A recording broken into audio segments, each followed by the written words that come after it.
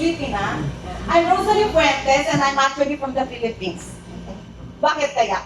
Because I was born in Quezon City. I grew up in Masbate. And I went back to Manila for my college. And then now I'm here in Cebu.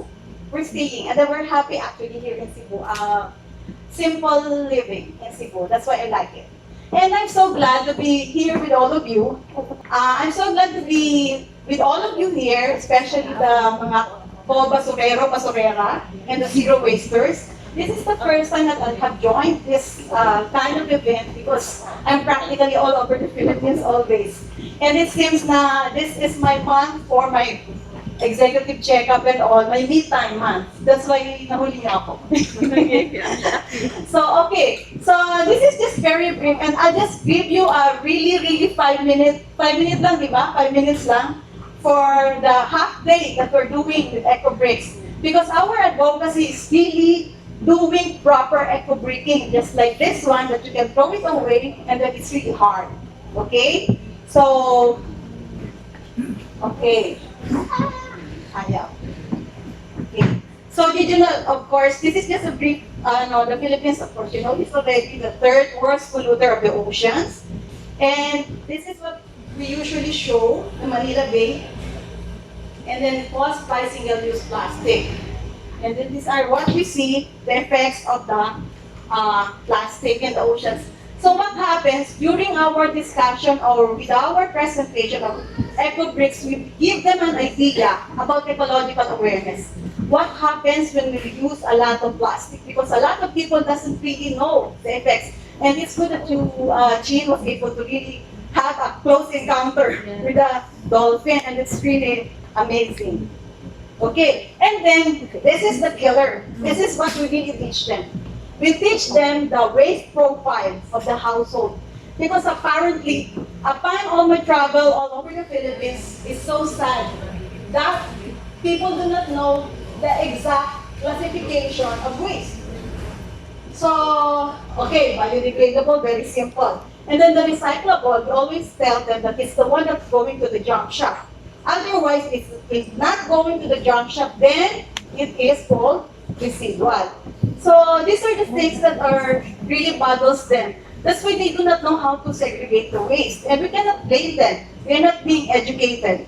And in fact, when we presented this with in Batangas province, we have all the minerals at empty. And then in your presentation material, okay, fine, that's free. You can always use that for your IEC. So this is based actually on the Republic Act. And then so what can we do? So what we're doing here with ECOBRICKS is just an entry point. But actually, we are educating people on how to go about it. So what are the solutions to addressing the residuals? So what we do now is, okay, I'm introducing, of course, the ones that are being made here in Cebu, the sustainable lifestyle. So the Cebu EcoFix, and then those that are, I'm sorry if I'm not able to put in here the pictures of the rest because this is the first time that I'm aware of all these other, businesses here in Cebu. Okay, so remember this is going all over the Philippines. Okay, so we have of course the toothbrush, the shampoo bar, and then of course yung personal care products. And then this one, they're really very shocked about this. Imagine we went to Nueva Ecija and then they were selling these plantable pencils. Oh my God, sabi ko, they got it from Cebu. Sabi ko, I'm from Cebu. Okay, that's good. That's cool. And then of course, the wet market and supermarket. And then, okay, so this is, the ECOBRICKS is just a temporary or just an immediate solution. This is a stopgap measure. Hopefully, we are not going to do ECOBRICKS in our lifetime. We don't want that to happen. And, you know, I don't have any attachment on this, and there's a time that we're not going to do this. Okay, fine. So there are two types of ECOBRICKS. We have the normal ECOBRICKS, which is like this one, that's really very hard. And then the other one is the ocean ECOBRICKS. So after your ocean cleanup, what do you do with the plastics? What do? You throw it away to the landfill. Our purpose is to lessen the residuals going to the landfill. So we will just like, okay, throw away our plastic, sanitary napkins, the diapers and all this stuff, but then the rest, we can put it here. Because this is a no-fast. I'll show you later. I think if you will have a takeaway, we'll show you how to do the ocean ECOBRICKS, okay? I have started it already. And I'm doing this at home because this is shortcut. Okay. Okay, so what is an ECOBRICK? So this is, it's actually already in the Wikipedia. This is the one in the bottle. Because some are using this like the ocean, what's that? The Eco Hollow Blocks is using it as ECOBRICKS, but actually it's the Eco Hollow Blocks, not the ECOBRICKS. So there's a distinction with that term. And then of course we have this introducing, and then you always show the video, but I'm not going to show it now. How to make the ECOBRICKS, and then of course these are the things that you can put in the normal ECOBRICKS. So it has to be clean and dry for this normal. But then for this one, it can be wet, but not really the messy one. The messy one, like the ones that coming from the market, can be thrown away na as residual. But then so as much as possible, less na good ang plastic. Okay, so there are two plastic classifications that we're using, the soft plastic and the hard plastic. So the soft plastic, they call it in Manila the plastic labo or the sandbags. So these are the ones that become magical. And then the hard plastics, all this stuff, that's hard plastic. In the normal ECOBRICKS, you usually tap them. This one, the hard plastic, but the soft plastic, you don't tap them anymore. You just stir it like this one. So you just stir it like this. You just stir it. So whenever we give seminars, we always provide them with a logistics checklist, because otherwise, you know what the problem usually is? They're running out of plastics to stock in this bottle. Imagine the 1.5 liter bottle can actually take in 1 sack of plastic. Imagine that. I'll show you later. Okay, so these are, usually we recommend same brand, same bottle, and these are the bottles. When we do training, we recommend 500 ml or smaller, because it will take you like days for you to compact that 1.5 liters. Okay, so now the most important thing that we introduce is how do you plan your ECOBRICKS project, because like there's one what's this who shared what we have done, and then they were doing ECOBRICKS in what's this 4-liter gallons. The ideal size is up to 1.5-liter bottles. I'm sorry to say, for those already stocking it a bit, or you can just make this one for that instead of putting it in, because what are you going to do with that? Okay, that's why I was asking and nobody was answering me. What are you going to do with those 4 liters? So these are the projects. So like you can make it into cables. This one was in Florida's environmental summit. And then this one was done by the one who's doing the marathon, the Ironman last year, not this year, 2018. Yeah, 2018. And then this one is the central office. When we started this, actually they were already doing ECOBRICKS in Cicero before. But then what happened was that they do not know that there's a certain compactness and weight that they need to follow. So we teach them how to do it properly, and then they started doing it this way. So they have this coffee table, and then this one in Calatrava. So this one is another version of the ECOBRICKS furniture in Bali, Indonesia. That's where the Global ECOBRICKS Alliance is based. And then this one is a school in Rizal, where we really had it. And then they were featured in Swak Aswak. And then this is the material recovery facility that they have done. And inside, they have their segregation. Okay, this is another one in Marikina. An MRF, and can you imagine how big it is? Remember how many sacks of plastic for this bottle?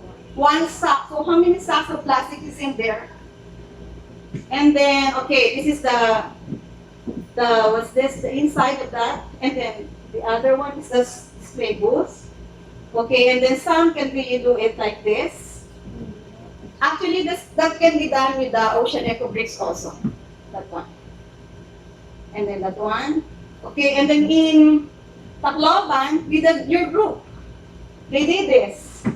I think they were needing 32,000 pieces of ocean egg. I know the ECOBRICKS 1.5 liters, and then this is what they did, and they cannot even bike. Okay, so this is the ECOBRICKS making process. Okay, so this is for the normal ECOBRICKS. I'll just share.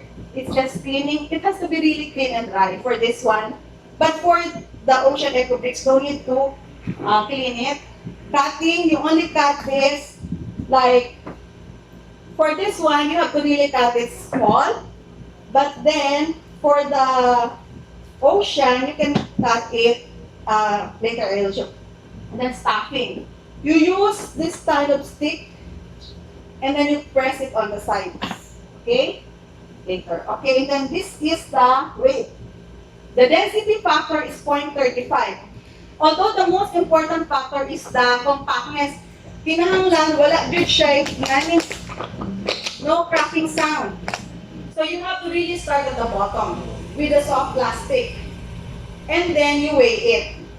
So for each one, let's say for each 1.5 liter, it's 525 grams or half kilo, more than half kilo. It can go more. Okay? And then so this is the whole stuffing and packing technique that which I personally created for the normal ECOBRICKS, huh? Okay. And then now for the ocean, this is what can I have some volunteers to do this? This is actually already done. Okay, what you do is you get what's this? You get two bottles, two empty bottles, 1 liter above.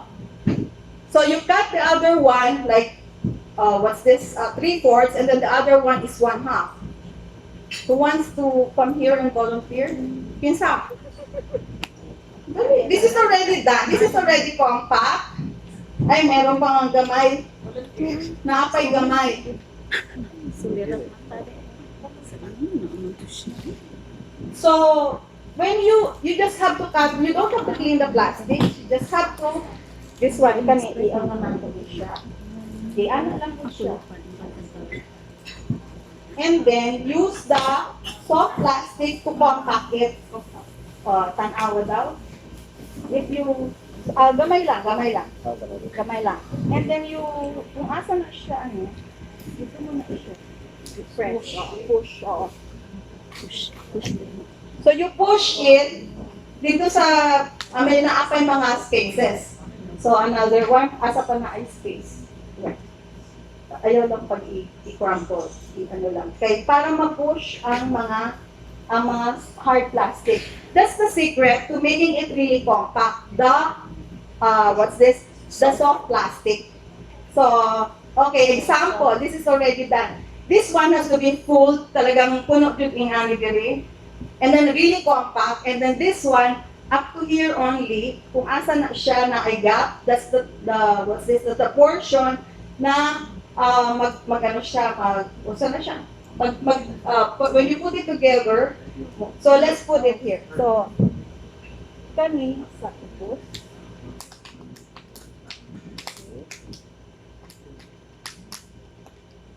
And then, okay. So this is how it, thank you. Yan. So, ingani niya siya, ang itsura niya.